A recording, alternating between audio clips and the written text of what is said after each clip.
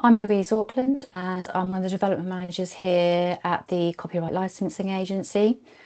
This afternoon we have a packed agenda and we're really looking forward to hearing from all of our wonderful speakers. So thank you for taking the time to join us. So our agenda this afternoon, we'll first of all hear from Rochelle from the RNIB Bookshare about how accessible textbooks are supporting learners. We'll then hear from Tom from the Copyright Licensing Agency. He'll share key insights on research around copyright in further education, and then we'll take a short break. We will then hear from Beck from the University of Glasgow on accessible copies of library resources and copyright compliance, followed by a presentation from Annalise at the House of Commons Library on information literacy and misinformation. And finally, we'll have an update on CLA engagement across the further education sector.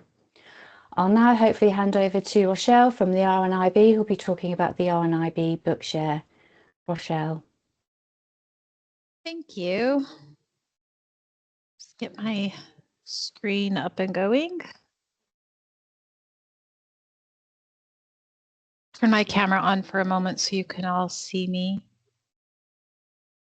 Get my presentation up.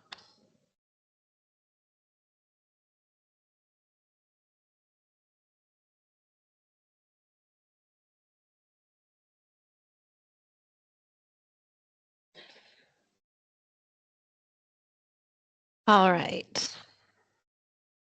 So I am Rochelle Pretzel. I manage RNIB Bookshare. I have a team of 3 lovely women working alongside me. They help with book requests and the daily roted tasks. I also manage the website and publisher ingestion and our social media channels. So RNI Bookshare, we are a free service for UK schools. We have over 1.3 million titles on the website, and they're in PDFs or EPUBs. You can find digital braille as well.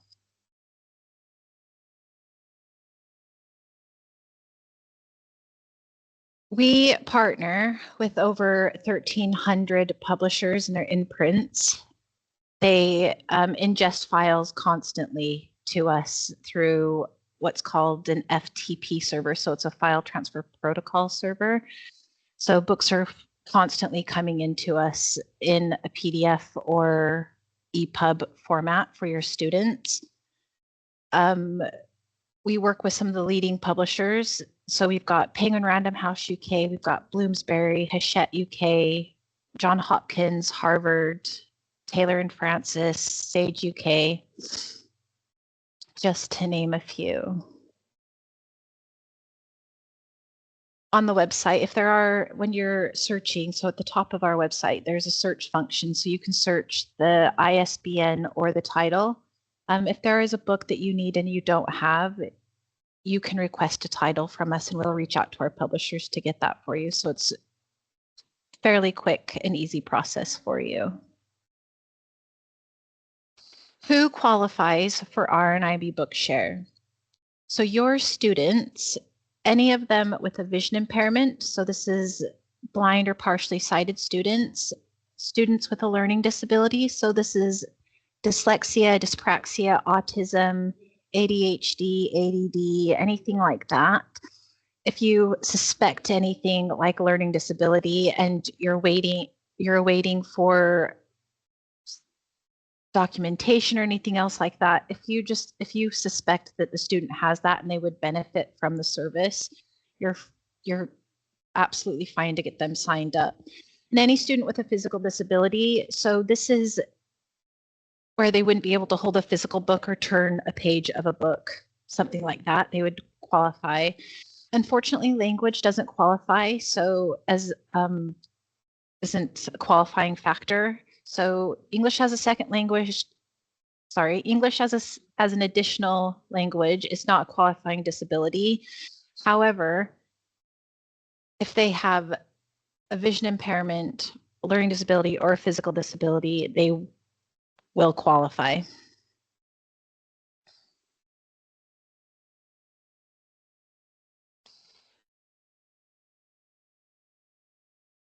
So we give students the chance to read without barriers. It's just making it so everyone can read the way that they need to read. Membership is obtained through school, a college, a university, or any other UK educational organization. One thing that is one of our frequently asked questions is if if they can download a book or how that's going to work. So if you are downloading the file from RNIB Bookshare as just an intermediate copy, so as an organization rather than the learner directly, and it requires further modification by you before it is passed to the student, you must have lawful possession of the original work. However, if you're just downloading the book and you're not going to do anything to it, you're absolutely fine to just read it off of the computer or your e-reader. I can clarify that more towards the end of my presentation as well. Dolphin Easy Reader and RNA Bookshare are teamed up. So Dolphin Easy Reader is an incredible app. Many parents have commented that being able to enlarge the text was benefit of Bookshare, as it enabled their child to easily zoom in on the pictures or the text when it was in a PDF, or they can enlarge the font or the text size to the desired size that they need. One parent did say how important being able to zoom into the text is for their child. And they said having textbooks available as PDFs to zoom in on electronic devices has been invaluable.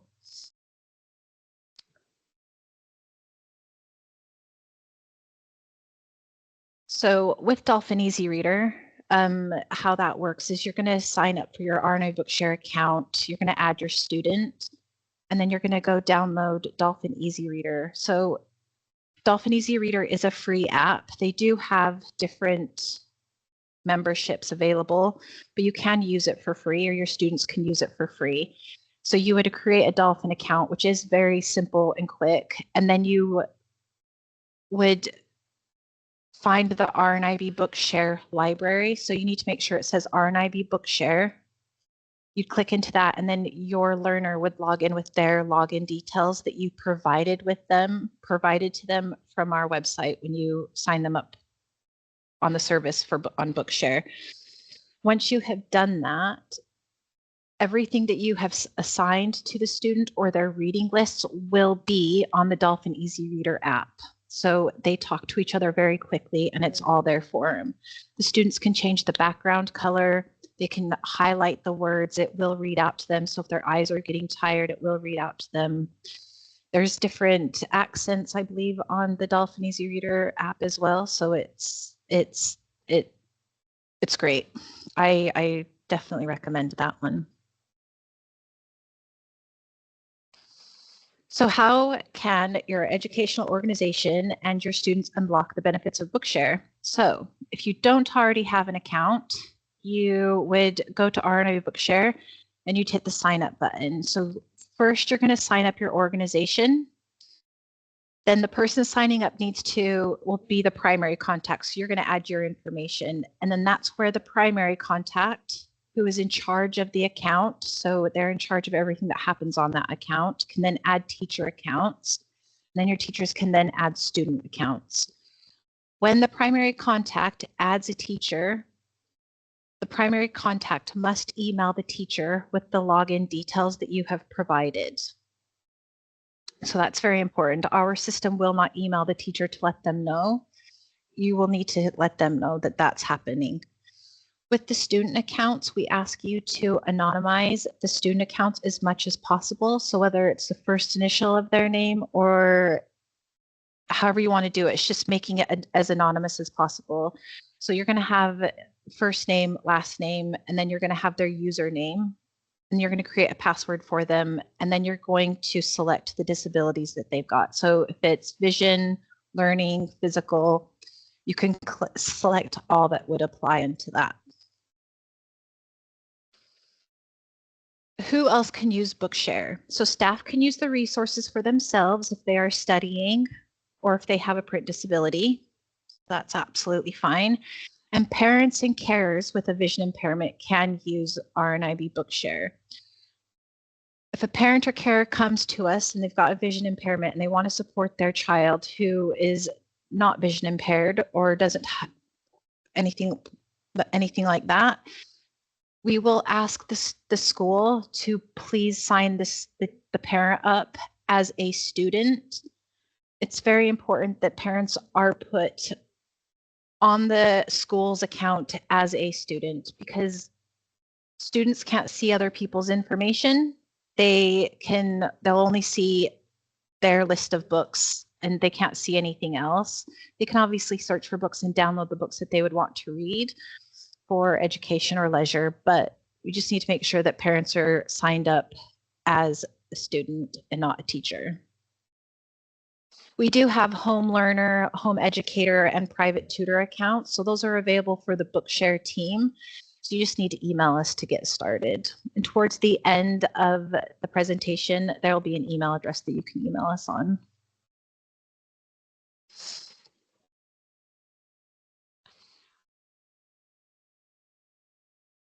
RNIB Bookshare has been beneficial to so many students. So we have supported over 70,000 students across the UK. It's been life-changing. We've had students go on to do their PhDs using Bookshare. Bookshare is all about making learning accessible for every print disabled learner.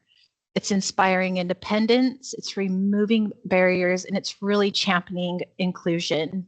If you want to become part of the RNIB Bookshare community, you can sign up your organization. You just go to www.rnibbookshare.org/sign up.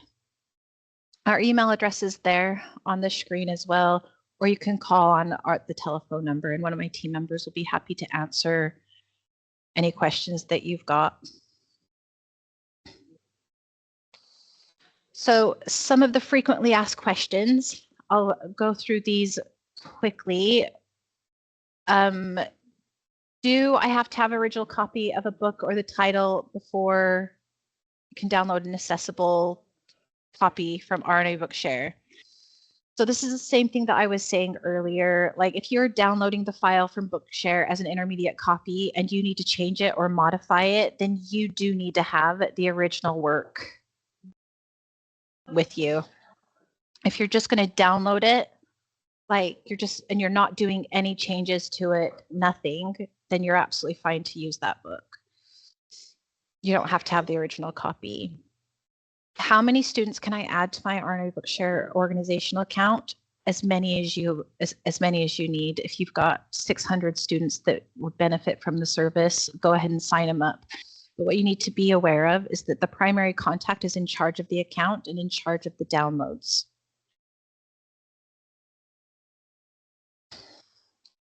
Another one is that I'm signed up for Bookshare, but why can't I download?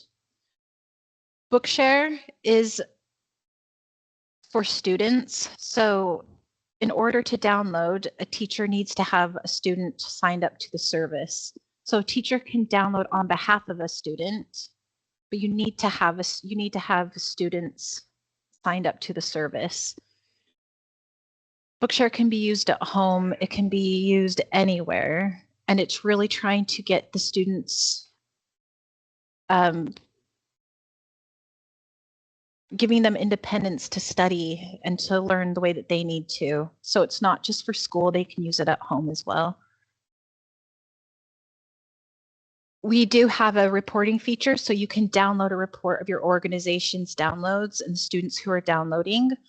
So that's there. That would be on your homepage, and on your homepage, it's only the primary contact that'll be able to see it, but you'll be able to see it'll say usage on there, and you can download a report for that.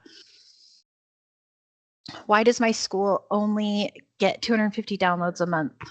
So this is to protect the intellectual rights of our publishers. and it's there to prevent misuse of the service.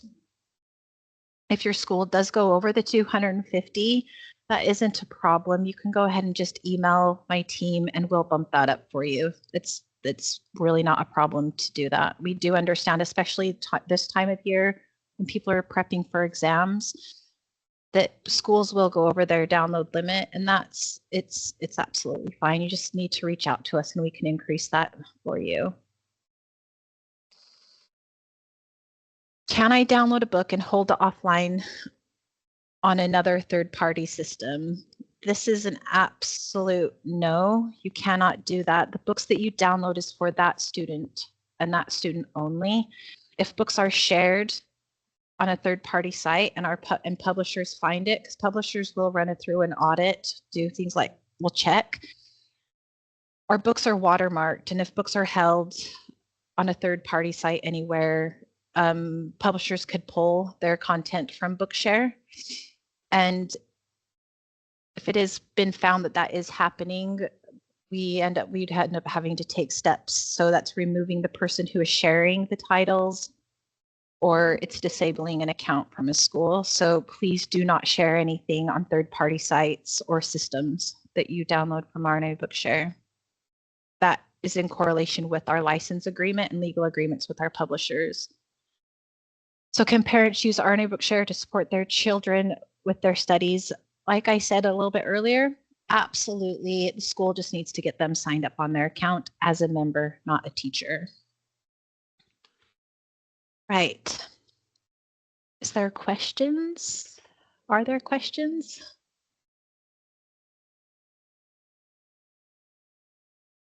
Hi, Rochelle. I can't see any in the chat at the moment, but we'll just give people a few moments if that's okay. So if anyone would like to ask Rochelle any questions, please do use the Q&A functionality.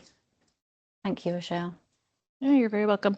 Also, if your school is using Bookshare or you guys want to know more about Bookshare, my team will do webinars for you. So if you have training days, just need to reach out to us. Just shoot us an email and we can arrange webinars for you as well, if you ever need to do that.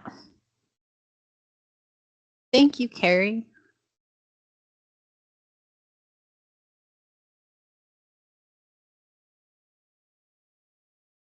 Rochelle, do you mind if I ask you a question? Yeah.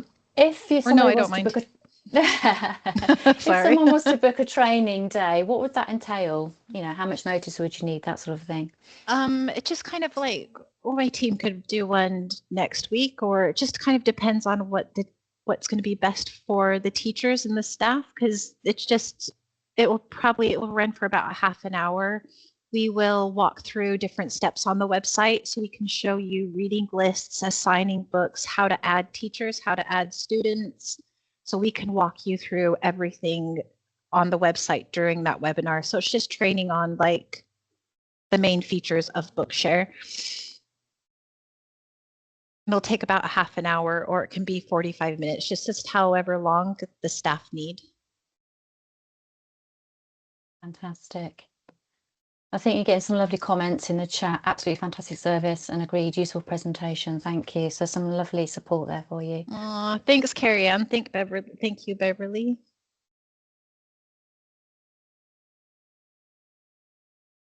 But yeah, my email, our email is right there. So it's bookshare@rnib.org.uk.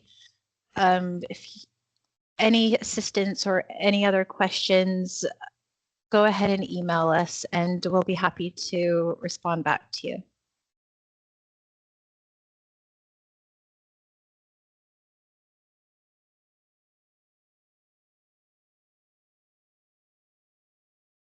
Oh, that's lovely. And some more thank yous coming up for you as well, Rochelle. Thank you ever so much for that presentation. It was so useful and informative, and I'm sure lots of people have got a lot from it. Thank you. Thank you.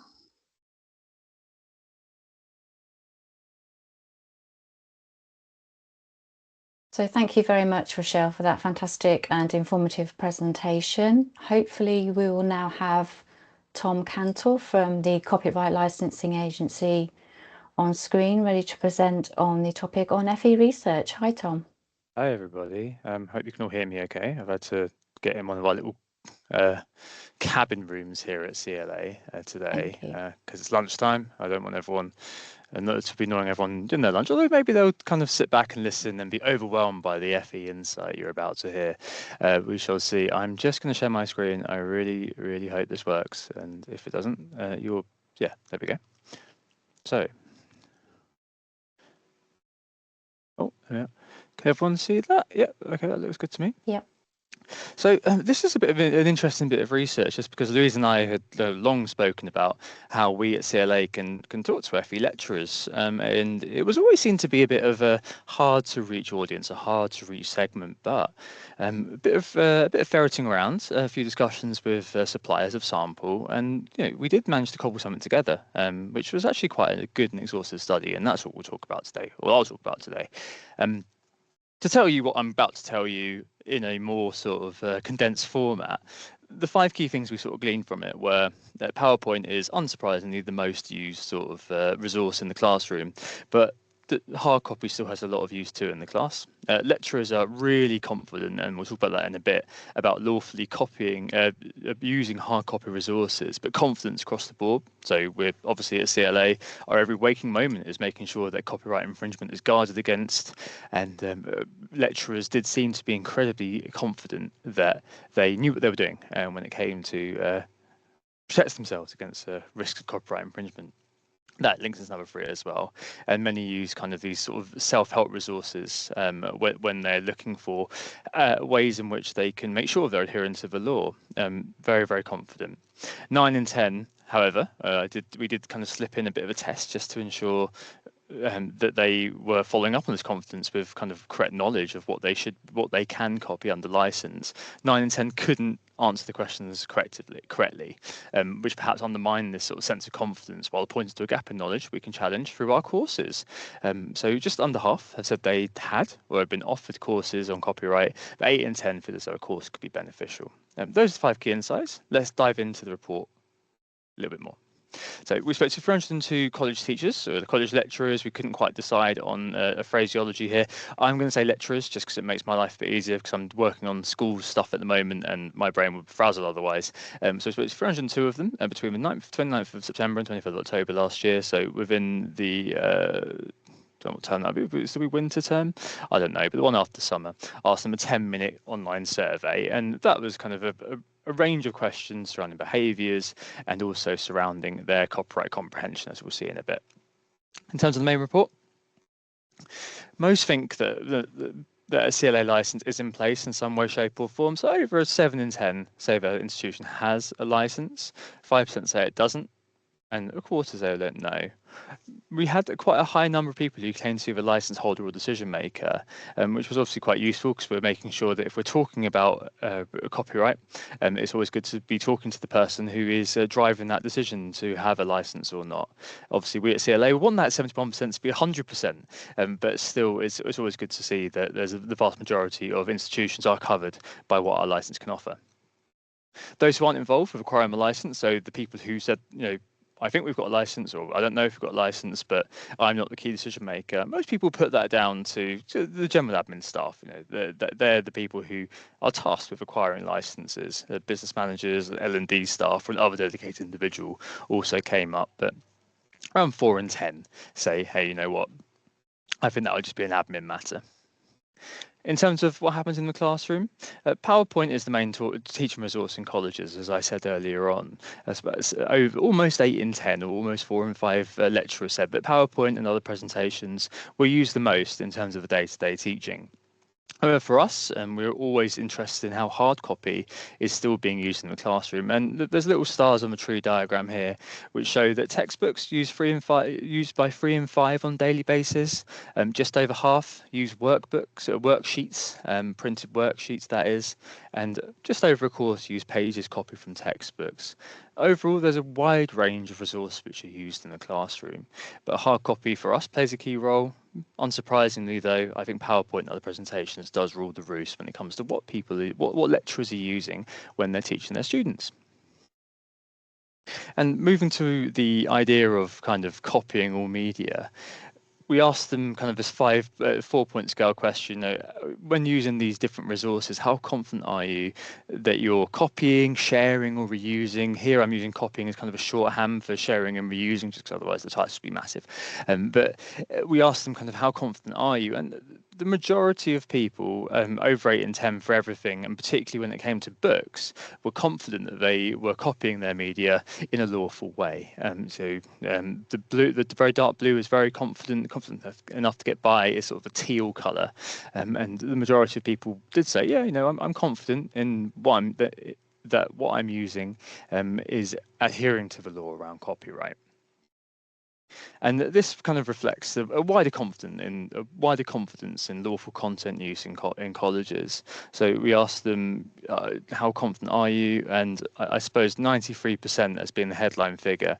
So they're confident in their understanding of what they can lawfully copy, share, and reuse when it comes to work in college. And I think that's a really interesting thing to just bear in mind, that even though I suppose it's something that before I started working at CLA, now obviously occupies my every waking thought. But before I started working at CLA, I'm ashamed to say that copyright or adhering to lawful use was certainly something that would be a bit of an afterthought for me. So it was interesting to see that so many people were quite bullish about their comprehension of what copyright is and how they can use it lawfully at work. And in terms of the support, so what they can do, how they kind of feel that their institutions help them to adhere to copyright law, over 8 and 10 say that their institution did help them. So just over a third, approaching 4 and 10, said they were very supported by their institution. Around half said they were somewhat supported, and even if they weren't supported, an additional 11% said that they don't need support, so they're just copyright pros, but they can find it if they need to. Smaller amounts, if they didn't feel supported, didn't know, and said they needed support, but didn't know where to find it, but that only amounted to 6% of the sample. So overall, I suppose you've got kind of 94% of people saying that they either are so good at copyright they don't need support, or they feel very supported by their institution. How the questions around copyright get answered in college? Well, mostly it's educational resources and guidelines. Self-help is possibly the way that most people do go about ensuring that they're adhering to the law. 34% check out the CLA online resources. Well worth highlighting there, well worth looking into if you need some help externally. And around half also consult with senior leadership if they've got any queries around copyright. But here's the sting in the tail. So we asked them just a couple of very sneaky questions, just to ensure that all of this confidence fed into what could actually fed into what they actually did. So we asked a couple of questions. Which of these most closely match your understanding of what published materials can be legally copied and shared? We can copy and share everything as long as it's only a certain percentage of the item is the right answer. But there are a few sort of red herrings is probably the wrong word, but a few other possible answers in there. Question 2, thinking of a single published item of copying, what percentage of it do you think you're allowed to use? Not more than 5% is typically the correct answer there.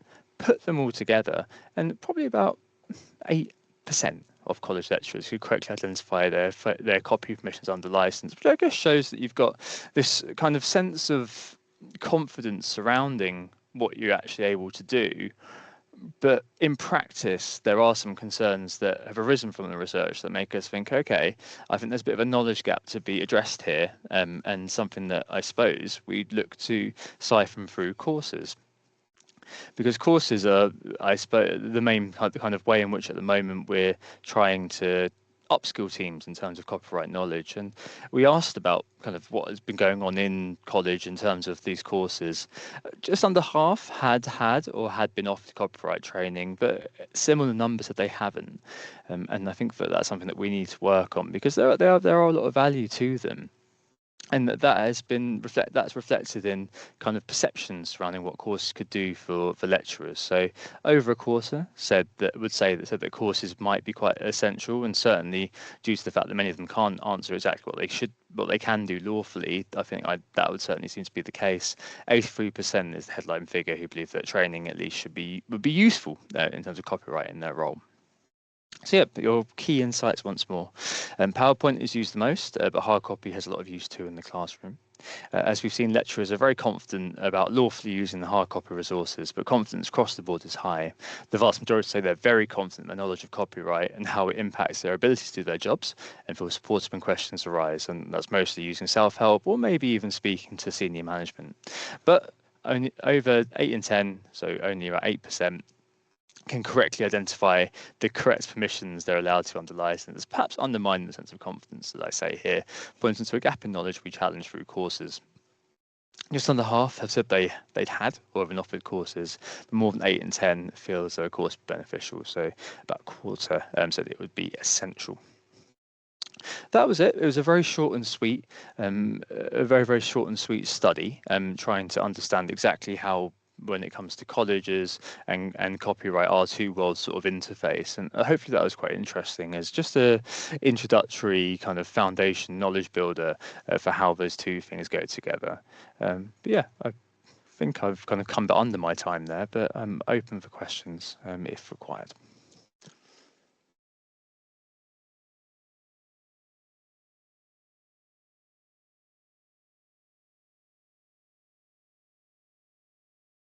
No?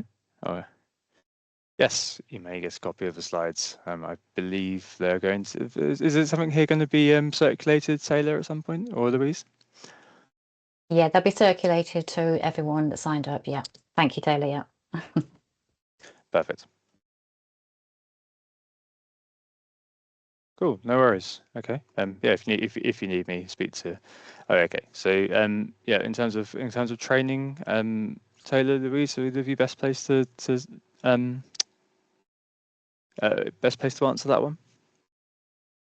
Yeah, of course. I mean, I can pick that up, Tom. I know we do have the training courses, like you alluded to before, for other sectors, but not necessarily for our education sector at the moment. So if anyone wants to get in touch with myself, and like I say, we'll share all the contact details later, they can do, and we can find out more from the sector about what sort of content they would want in a copyright course for education.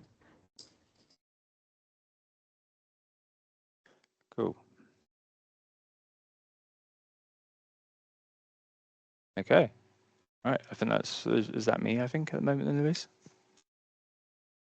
Yeah, that's fantastic thought, Tom. I can just see one question there from Beverly. Let me just see. I'd like to persuade management that all copyright staff should complete your copyright training.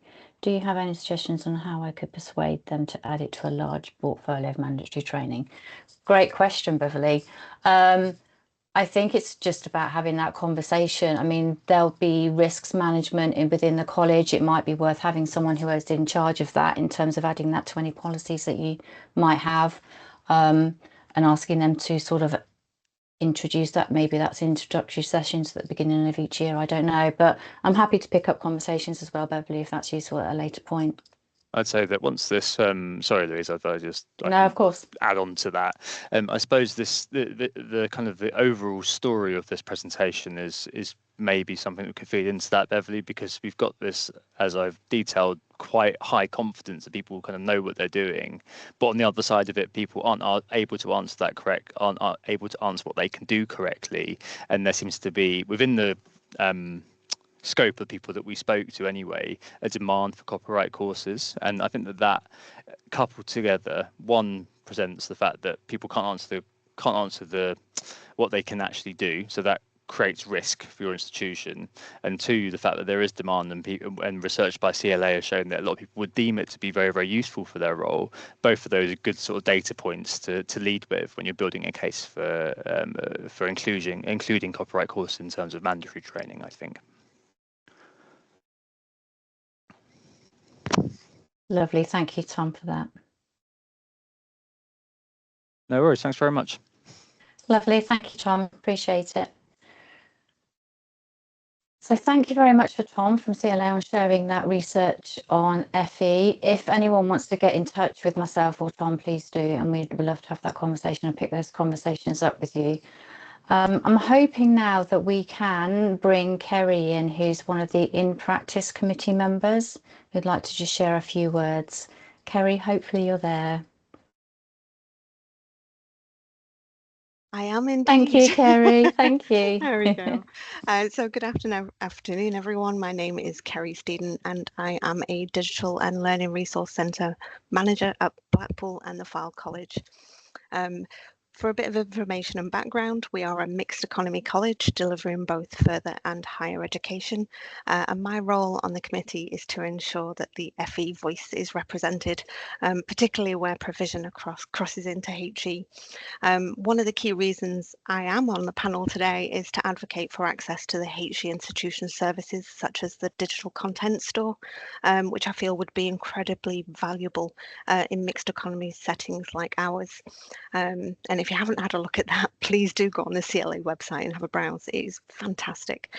So alongside this, my focus is on driving inclusive practice across our Learning Resource Centre and digital services, also ensuring that colleagues are supported to use content confidently, accessibly, in a way that fully aligns with copyright requirements, but also noting that Beverly, I'm on the same path as you, and we have made copyright training somewhat mandatory for academic colleagues at BNFC. So if you're interested, I can share a few tips and tricks along the way. Thank you very much. Over to Louise.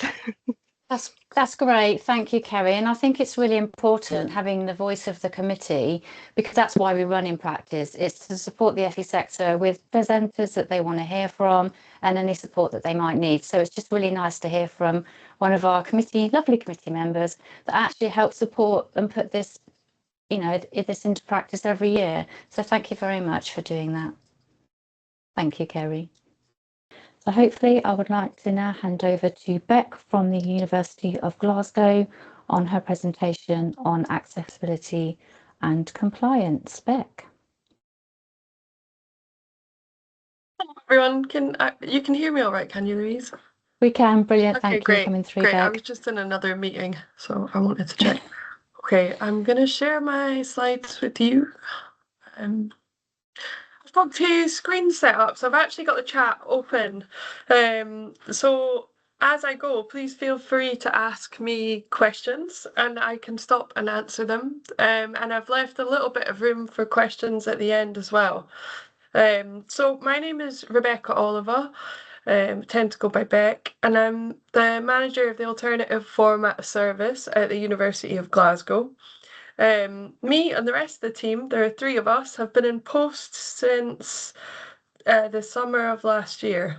Yeah, that's right. No, nearly 2 years ago, actually. Yeah, it's nearly 2 years. So we're quite a new service, and today I'm going to talk about how we do what we do, making alternative formats, and how that is covered by copyright legislation in the UK. A bit about my background is that I was a librarian. I trained to be a librarian 10 years ago, and then I became a learning technologist, and I started working in accessibility, and I've held roles related to accessibility for about 5 years now. So that's how I got into alternative format provision. Okay.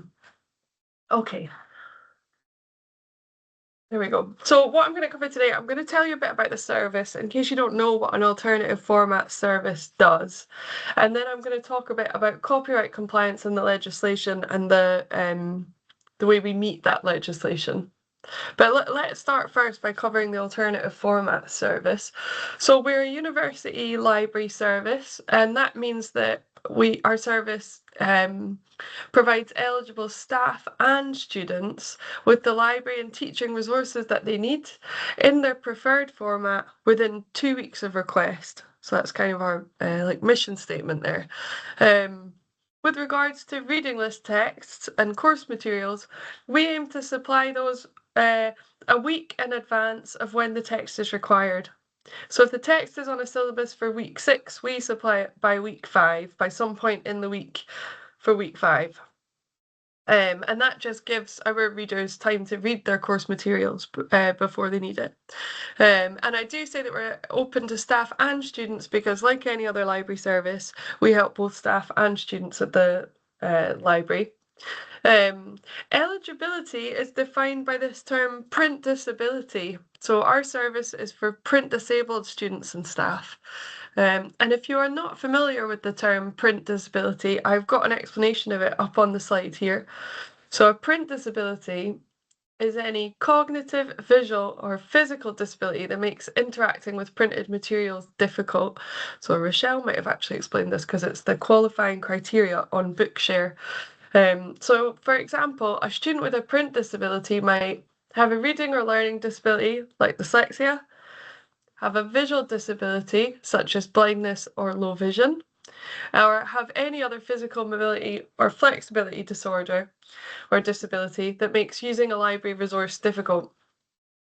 And what these disabilities mean is that someone might use assistive technologies to use materials. So someone with a reading or learning disability might use a text-to-speech tool like ClaroRead or Text Help that reads out text as it goes. That could help with dyslexia. Someone with a visual impairment, they could either use a screen reader like JAWS that reads out all the content and replaces the monitor completely, or they might use a magnifier to make content larger. And other physical mobility or flexibility disabilities, those might just require a digital copy of a print text, for example. So let's talk a bit about the legal basis for our service and the legal framework that's underpinning what we do. Because obviously what we do, if someone is required to read an entire book for their course, we're entitled to make a copy of that entire book for their course, and there are a few legal bases for that.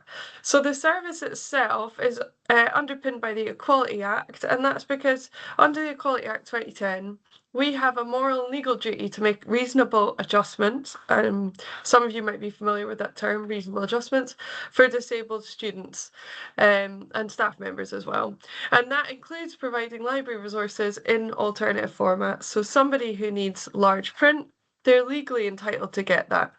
Now, this duty is what's called an anticipatory duty.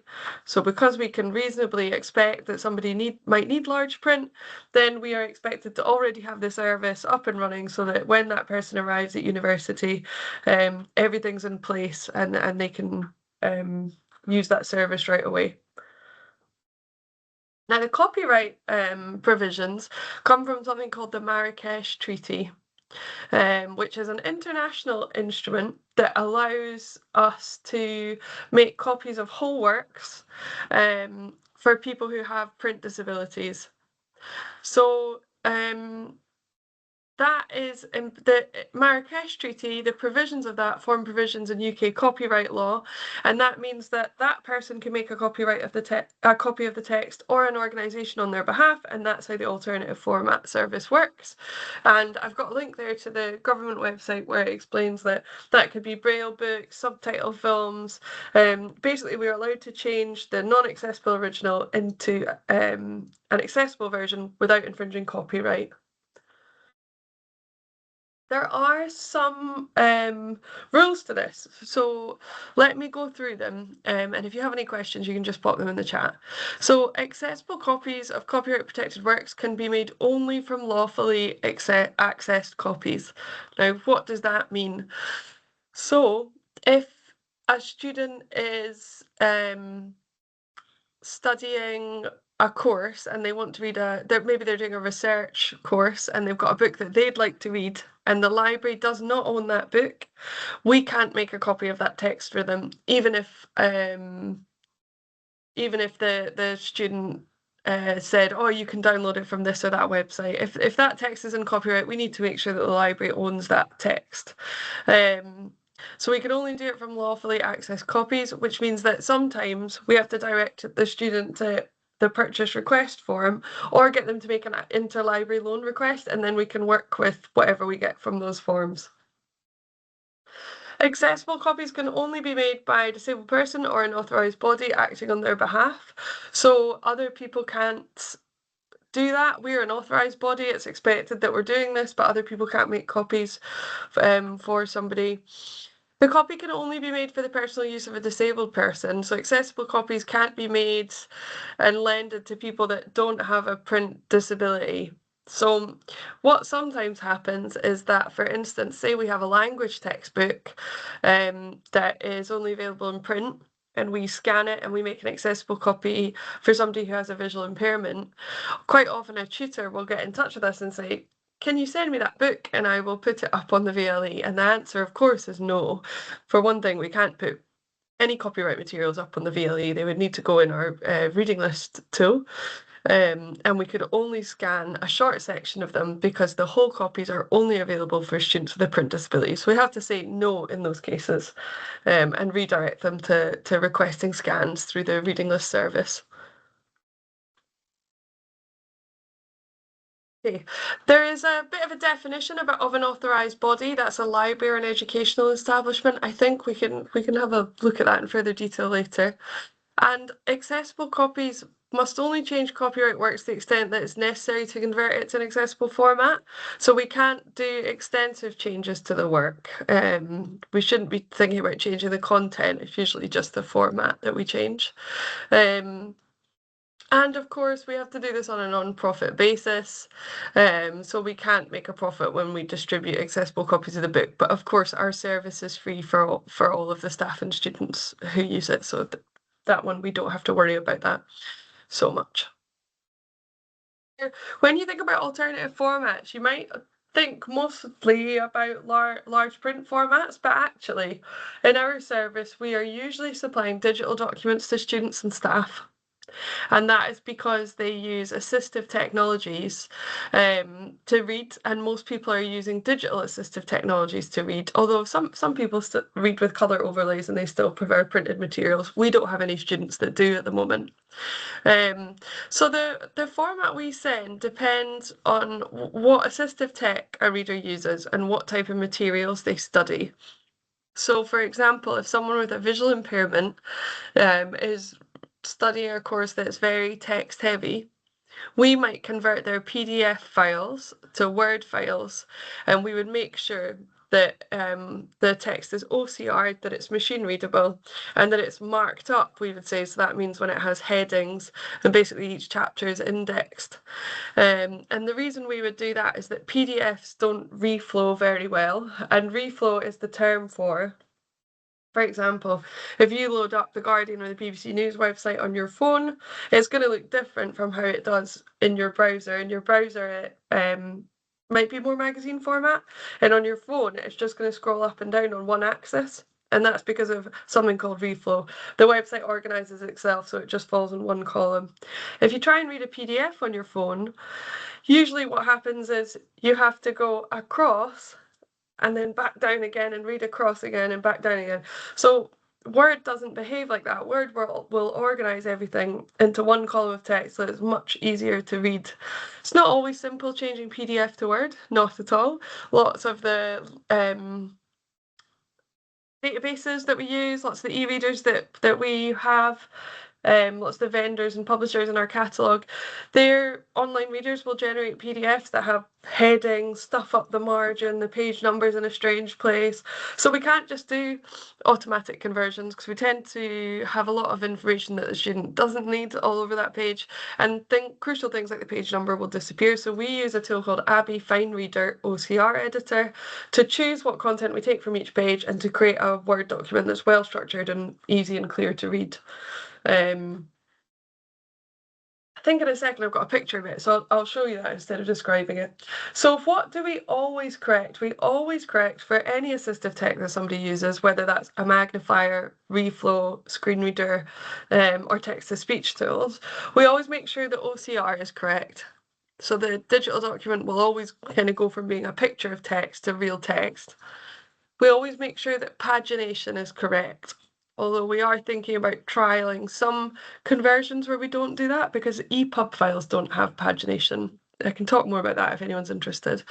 And we always try and add markup or styles, so index the headings so that someone can click them in the navigation pane on Word. We then sometimes also add image description or alt text, which is information about an image that's useful if you can't see that image because you have a visual impairment, table captions, and then quite often we'll adjust colour and contrast as well, just to make it easier for people who like to read with specific colour and contrast adjustments. That can be really important as well if someone looks at a lot of tables or diagrams. So none of that there is really changing the content of what's available. So we're certainly not amending it too much. We're just making an accessible version of that original text. Here's an example alternative format on the screen here. So on the left, we've got the journal article as it came out of a database. It is an article about AI literacy, I think. Now, it's nicely typeset. That looks okay to me. I'm used to reading stuff like that. But if you rely on Zoom and you don't want to go across the line and then down again and magnify, it's actually very difficult to read.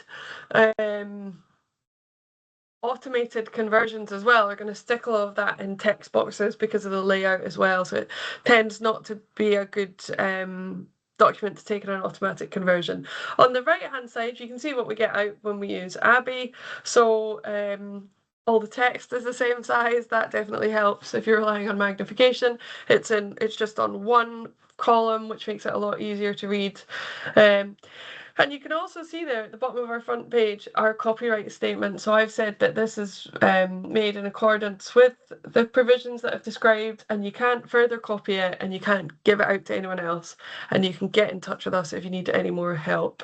So that is what our copies look like. I probably should have picked one with a table or a picture so you could have seen that, but I think it looks a lot clearer.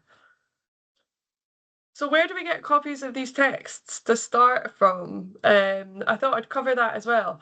So sometimes we can just download the text from our vendors and publishers that are in the library catalogue because they don't have DRM on their books. So I should explain what DRM is, digital rights management software. So what I commonly see is that you can download a whole copy of a book, but a publisher will use Adobe Digital Editions to make sure that that download only lasts for 7 days. Unfortunately, the Adobe Digital Editions reading tool, it just doesn't work very well with things like reflow. And if you have a visual impairment, you might be using a tool like Dolphin, Easy Reader. Dolphin Easy Reader? The names just totally escaped me. But there are much more accessible, much more common e-readers that people use over Adobe Digital Editions. So it's just not the preferred reading tool.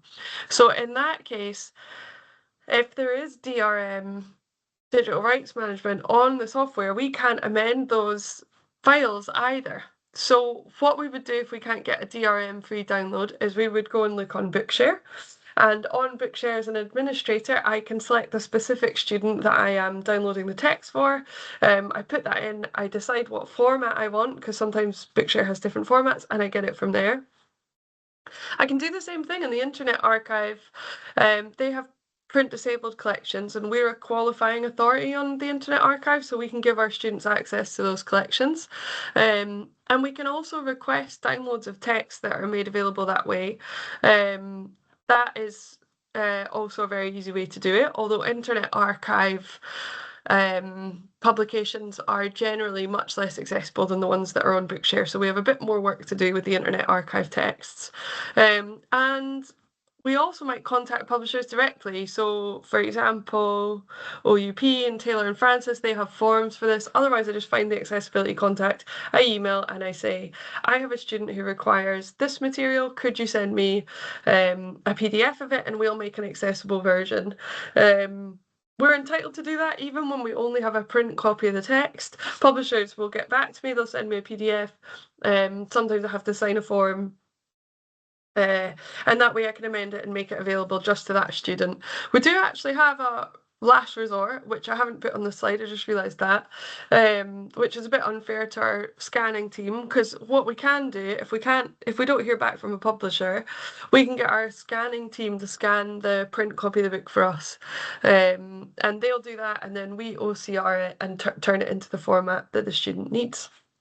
So thank you to our scanning team, who are fab about doing that.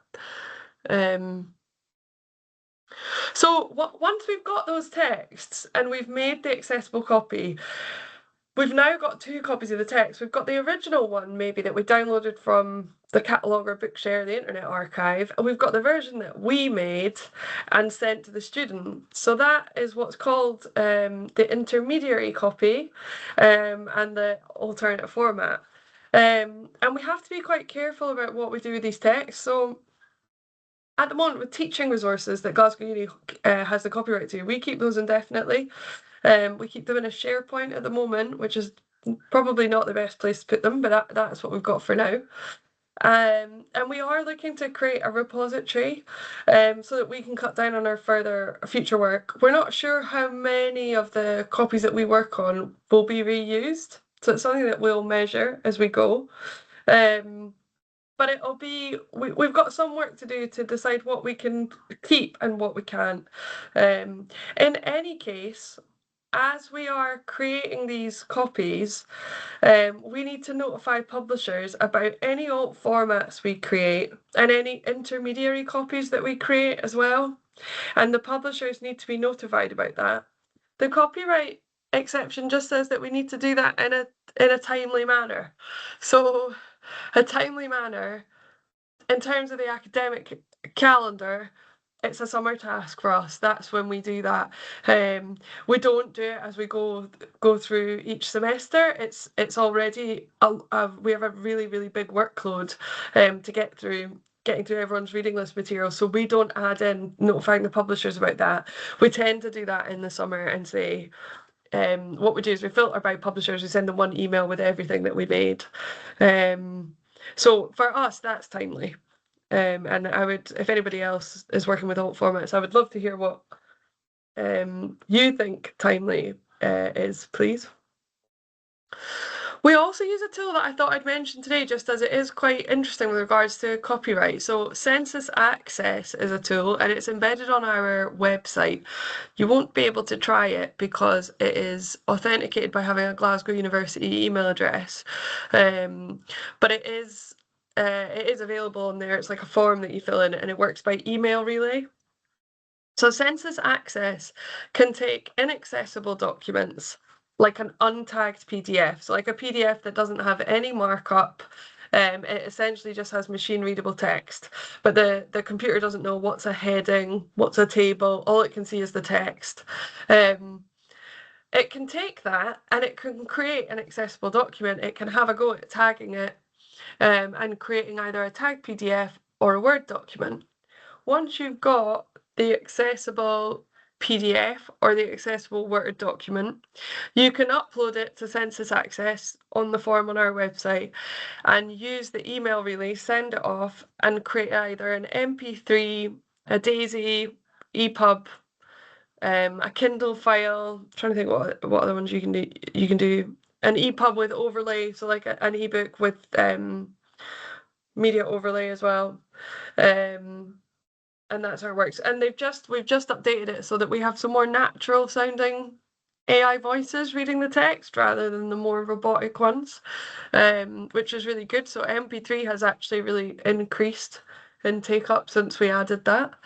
The way that Census Access works is that on the form we say you need to be the copyright holder. So you could be the person that's created whatever you put in, or you need permission from the copyright holder. So for example, if you asked your tutor, can I turn your lecture notes into an MP3 that I can listen to on the bus, and the lecturer says, yeah, that's fine. Or you can have a qualifying print disability, in which case you essentially do it yourself and you use Census Access to do it yourself. Now, Census Access doesn't track who used it or what they used it for. So we don't look at that now. That's because there's a bit of a privacy issue there if you think that we were giving a third party access to everything that our students with print disabilities are reading. We're not doing that. So what we do is we do it by trust, and each time you use it you have to fill in that form and tick it. But it's an interesting one about just letting students self-disclose that. We do that with our service as well. If a student says to me, you know, I've got a print disability, it's a reading disability, we don't ask for proof or a letter before we help them necessarily. Usually students are coming through the disability service, but if someone just disclosed that to me, I would just help them, and that's because under the Equality Act, we've got a duty to help to offer reasonable adjustments to students where even when they don't disclose necessarily. So it's more important to help the students when they need it. So that's the basis of Census Access. Doesn't actually get a huge amount of uptake.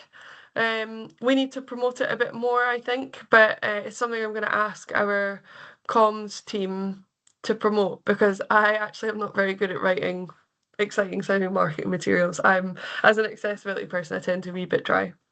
I've just seen a question from Carrie Ann. We have it embedded into our VLE as well. Do you find you have much usage? In our VLE, we have a different tool. We have Ally at the moment, which gets loads of usage, thousands and thousands and thousands of hits. And census access gets a lot less, which is interesting because the top download from Ally is a PDF. So I've asked myself, why do students like PDFs so many times? But I think it's just that certain formats will work better for students to read, like HTML, but people stick with PDF because it's what they know. And there is so much psychology behind what technologies we like to use, I think. So we tend to see in the VLE that we get PDFs downloaded a lot more. So sourcing copies. Sourcing copies can be really difficult for us. For instance, it's difficult to source copies of text from small publishers who don't respond to emails anymore. Maybe the text is out of print, maybe it's a zine. It can be really difficult to get in touch with small publishers. We've also had publishers say, sorry, that text is just too old and we don't have a digital copy of it. Fair enough. Our problem in that case, it actually was quite I think it was a Plato book, which you'd think would be easy enough. We just get another edition of it that's more up to date. But unfortunately, the class were using this really old version. So I think in the end we scanned the copy. And even then, the Greek was very difficult for us to fix. So it might be the only book that's ever got the better of us, actually. So in that case, we had to recommend that person use a more up-to-date version of the book. And unfortunately, they just had to deal with having different page numbers for the rest of the class. Interlibrary loan's actually quite complicated because technically it has to be requested by the user who needs it, not our service, and then we have to get a hold of it. So we've had to do a bit of liaison with the interlibrary loan team, so that we can come and grab it and scan it, and we scan it in their office, and don't let it go anywhere else. Legal deposit as well. This is an interesting one. I had a request for a book that's available in the NLS. It was part of their legal deposit collection, so it's only available on site usually. But I thought, that's okay, we can make a copy of it because of our exception. You can send it to us, we're both probably that should be legal. But the NLS actually felt it wasn't because the book's only available on site.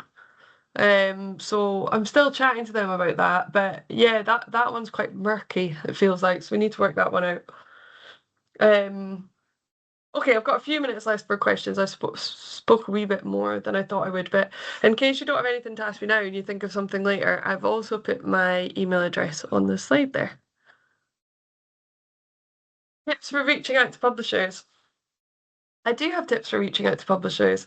So Bookshare has a guide on which publishers you can get in contact with and which publishers you can wait on their backlist to get uploaded. I also sometimes will just go straight to the vendor or the aggregator who has put the book up in their online reader, and I'll go that way as well rather than just to the publisher. For smaller publishers, we just have to email and hope they get back to us. I might Google specifically for an accessibility contact. Sometimes one publisher has bought the rights to a book from another publisher. Trying to think what other ways we've got in touch with people. I think the person, is it Hugh Alexander who runs Textbox? I think he might be a good person to ask. Someone told me that the other day to ask about getting in contact with publishers as well. So yeah, sometimes we don't hear back at all, and that's when the scan and send team tend to save us.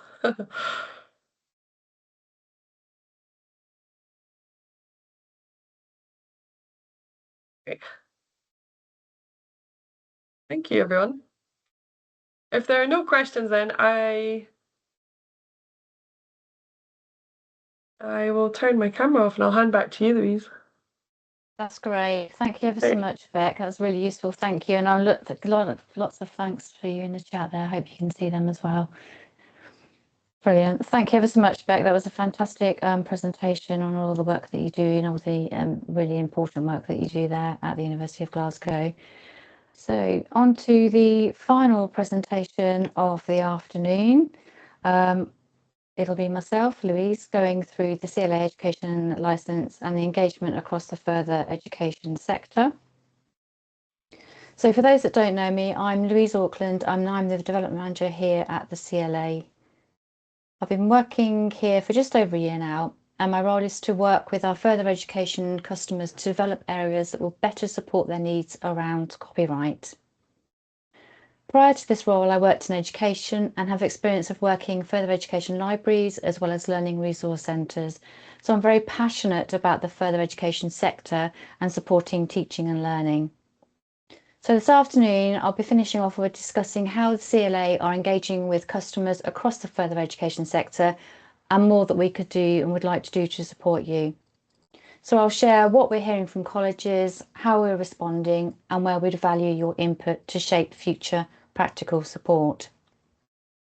So I'll cover 4 key areas: a quick view of the FE landscape, the challenges that we see day to day and what we're hearing from our customers, how we're building connections with colleges, as well as the support we currently provide. And finally, a call to action with next steps to shape our future support for our colleagues working in the further education sector. So I'll move on to talk a little bit about the landscape. So we're aware from hearing from our customers that staff in colleges are continuing to navigate curriculum reform. As with the publication of the Post-16 Education Skills White Paper, aspiring to educate and train the workforce of the future and give people the skills and knowledge they need to succeed. We also know that colleges are having to provide a diverse qualification mix in order to support the government's aspirations, as well as rapid digital expansion, including how to navigate the use of AI tools safely and ethically in the classroom. Also, some of our colleges will be transitioning from BTECs to V-level soon and will therefore be having to update their resource collections and course materials. That means pressure to source new content, make these available to learners, all tied in with an understanding with regards to copyright and what cannot be used, where and how.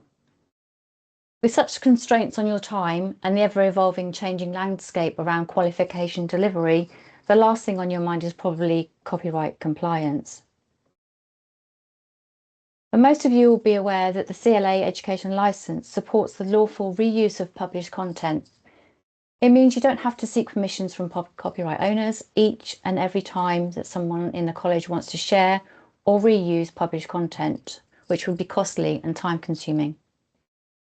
Having a CLA education licence also means you're protected and have peace of mind knowing that when staff or students share and reuse published content across the college, that they are doing so legally and lawfully. As CLA is a not-for-profit organisation, having a licence means you're supporting the creative industries, as we here at the CLA exist to support our rights holders, who then in turn ensure fair remuneration for those working in the creative industries. One key changing area, of course, in colleges and across education and the whole of the sector is navigating the new landscape of artificial intelligence. Copyright and AI are just one of the changes affecting education at the moment, and copyright might not be the forefront of AI conversations, yet it's an essential component for being able to reuse and share published content resources for teaching and learning. And last year, we held some focus groups on generative AI to understand how our further education customers are using AI in relation to published content in their workplace. If you'd like to be involved in any future focus groups, please do get in contact with me and we can include you in future groups shaping discussions around workplace AI rights for the education sector. But we also know there are many challenges. We understand that colleges face complex, varied needs, delivering various levels of education, including changing national and technical frameworks, delivering GCSEs, A-levels, apprenticeships, HNCs, HNDs and adult learning, each with different resource profiles and complex needs. Then add in persistent funding constraints, rising costs and fluctuating student enrolment numbers, it can be tough to keep pace with the many changes. For example, you may be having to work with colleagues in updating your collection development policies, including updating guidance on academic integrity and information literacy, and these will include policy around copyright compliance. A theme and some of the challenges we hear from our customers regularly here at the CLA is that copyright confidence varies across education, with staff in colleges regularly being asked, how much can I copy? Can I upload this content to the VLE? Can I share this extract with my group? That hesitation could potentially slow down teaching resource preparation time with worries around copyright risk. Not because people don't care, but because they want to do the right thing. So to support our customers with copyright confidence and understanding the CLA licence, we've been engaging with our customers in various ways, such as the aforementioned focus groups, but we also visit colleges, host online events, and also continue to answer general day-to-day queries as they arise. That engagement works well, but we know there's more that we could do. So you heard earlier from Tom Cantle, the CLA Research and Insights Manager, on the recent research conducted with teaching practitioners across the FE sector. So like I say, we know there's more work we can do around engaging with the FE sector, particularly around supporting lecturers being aware of what they can and cannot do in using copyrighted material. With the ever-changing challenges around curriculum delivery, as well as how colleges are incorporating the challenges of AI, it can be difficult to keep on top of these changes, and we understand that. The landscape around copyright and AI is constantly evolving. AI has the potential to affect teacher workload, depending on course of how it's implemented within the classroom. You may have seen some of the government's recent publications on AI and copyright, highlighting the important role that licensing plays in enabling lawful access to content, whilst ensuring fair remuneration for rights holders and creators. And some of you, if you signed up to the CLA newsletter, would have seen the announcement sent out today on CLA's generative AI solution. So this new solution is a collaboration between CLA, PLS, the Publishers Licensing Services, ALCS, the Authors Licensing Collecting Society, backed by authors and publishers. It will deliver practical, future-ready licensing infrastructure, enabling responsible AI innovation and ensuring creators and rights holders are fairly paid. The new Gen AI solution will provide a trusted, scalable framework to support ethical, permissioned AI development in the UK. And at CLA, we want to continue to evolve and provide support to our colleges in remaining copyright compliant and building that staff confidence around copyright, particularly at a time when copyright and AI is still evolving. We'd now like to share on screen a word cloud with that in mind and asking you what's the most challenging aspect of staying copyright compliant, either in your role or at your college at the moment. And we'll give everyone a few minutes to add to that poll.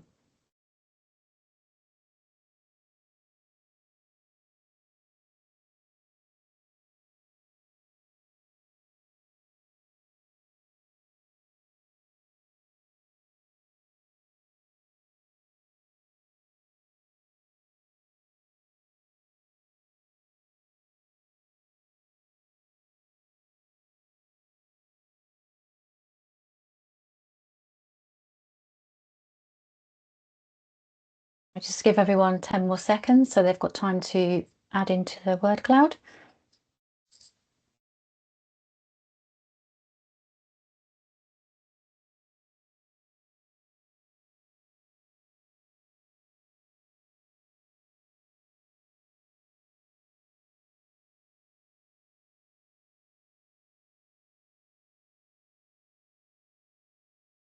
Thank you. There seems to be a lot around there of lack of understanding, staff, teachers, institutional buy-in, and I think that probably resonates across with everyone on the call today. Thank you. So how are we going to build connections and working with colleges in the future?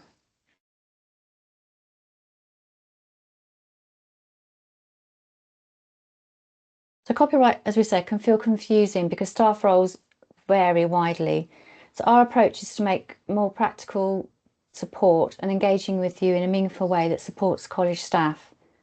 We're therefore engaging more widely with colleges to ensure that the support that we offer is beneficial and supports you at the point of need. Firstly, more engagement. We want to invite questions and feedback at every opportunity and create spaces for meaningful discussions so that our customers can share best practices and learn more about what the further education sector needs support with regards to copyright. And some of that word cloud there sort of like resonates with lots of people around lack of awareness. It's a moving, changing landscape within AI, and particularly AI and copyright. Secondly, we want to support our customers ensuring that you're aware of the value of the CLA license and what the license affords you to do. And thirdly, we'll also continue hosting online events like InPractice to grow the FE community, to share those best practices across the sector and present on topics that you'll find interesting and useful in your role within your college. We understand the FE sector, the financial pressures, the curricular reform, and would like to work with you in providing sector-specific copyright support and guidance. We do have some tools that you may not be aware of that can support you at the moment, one of which is the CLA online check permissions tool. And this search tool allows you to see what you can copy, share and reuse legally within a CLA education licence. It's backed by a database of millions of publications and it will show coverage across the CLA education licence types. It's a great tool if you've not used it already for everyday decisions and quick assurance to see what is covered by your licence. We also have developed copyright courses to support with copyright compliance. And if you'd be interested in the future CLA course developments for the education sector, please do get in touch with me and we can have those conversations to ensure that what we do develop in the future supports you. However, there is more we know we could achieve. As we start to develop better ways of engagement and support, in what ways would you prefer support to be delivered? So we're going to pop another poll up now. We'd be interested in around the most valuable way in which we can engage better with you. What would be most useful to you and your college?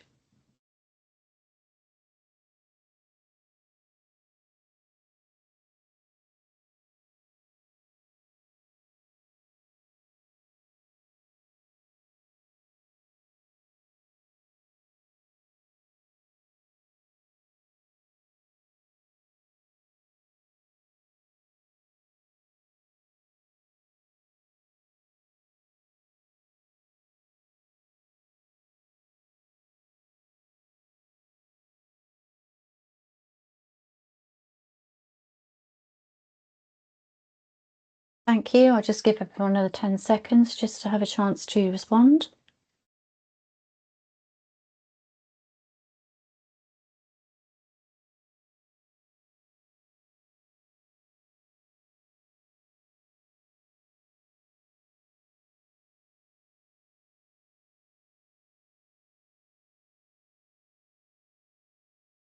That's lovely, thank you. And it seems like online webinars seem to be the way forward, along with toolkits, and then closely followed by online drop-in sessions. So thank you. We'll take that into consideration and make sure we're providing the right support for you moving forward. So how can we help shape support for the FE sector? As we've shared today, we know that copyright isn't about catching people out. It's about giving staff confidence in copyright compliance. So what we really want to understand is what would be most valuable to you and your college. Is it clearer and more practical guidance at the point of need? Is it more training and development opportunities for staff? Or better tools and resources that help you make confident copyright decisions day to day? Your input really will directly shape how the CLA supports the further education sector in the future. And we would like to build support that genuinely works for FE colleges, because we know that you're very time poor and have lots of decisions to make in an ever-changing landscape. As such, we'll soon be setting up a pilot to determine how we can better support and engage with you. So if you'd like to be involved in a pilot to shape new initiatives on how we can support you better, we'll have a poll up, and if you'd like to add yourself to letting us know whether you'd be happy to support us and the colleges and college colleagues across the colleges on an upcoming pilot to see what we can do there and where we can support you better.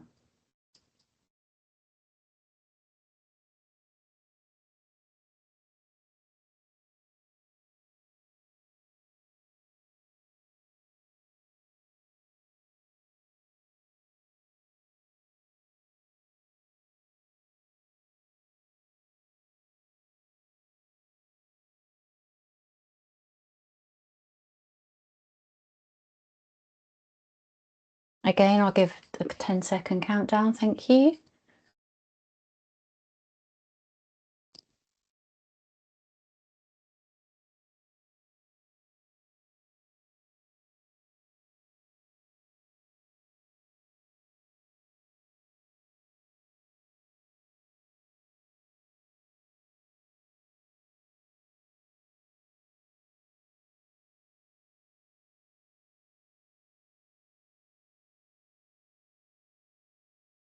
That's great. Thank you for all your responses.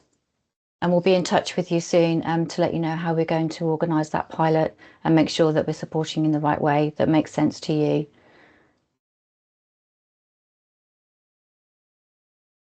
On screen there, you'll also see a feedback form for the InPractice webinar this afternoon.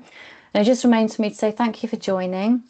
I want to say thank you to all of our speakers and their fantastic presentations this afternoon, the InPractice committee who make this possible and recommend speakers to us to make sure that we are delivering the voices that you want to hear from, and the CLA marketing team who have all made this possible this afternoon. As I say, on screen is a QR code for a feedback form.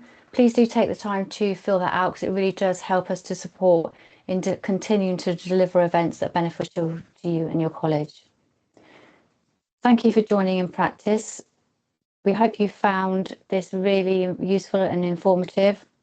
And if you have any further questions, please don't hesitate to reach out to me. We'll leave the information on screen for a second just for feedback. And we'll share all of the slides as well, so you'll be able to refer to them after the session. So thank you very much for everyone who's enjoying this session, and have a lovely, wonderful afternoon.